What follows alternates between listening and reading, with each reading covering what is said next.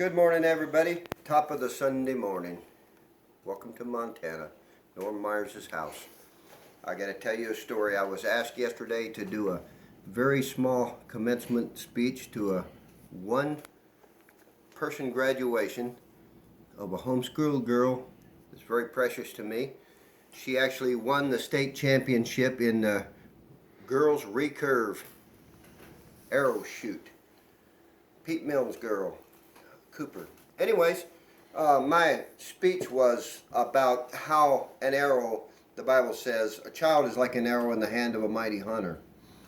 And the amount of preparation that goes into that, not only choosing of the right wood for the shaft, but making your arrowhead, binding the arrowhead with rawhide to your shaft, finding the proper feathers, splitting them, dyeing them, the color that represent the hunter, not only represent him, but make his arrow easy to find if it gets lost, and the gluing of that to the shaft.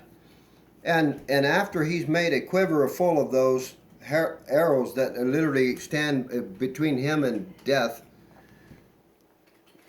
the only control he has is the amount of preparation he puts into that feather and that arrow and his personal skill of shooting it.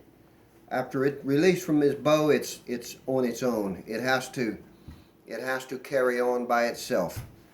He has no control from that point. And I think that's a lot like a child is. We as parents, the only control we have of our children is the effort we put into them when they're under our hand. And the end of there was a bunch of other stories in the middle. My speech, I promised, wouldn't last more than 12 and a half minutes. But the end of my speech was that if I was that mighty hunter and I had to go before the king and his wife, the queen, and maybe do a command performance for him, because I was a great hunter with a great reputation, and I would reach back into that quiver and I'd feel around for that one special arrow that I knew was my best arrow, that would not make me look bad, that would not let me down, that arrow would have been Cooper in this case. Thank you for your attention.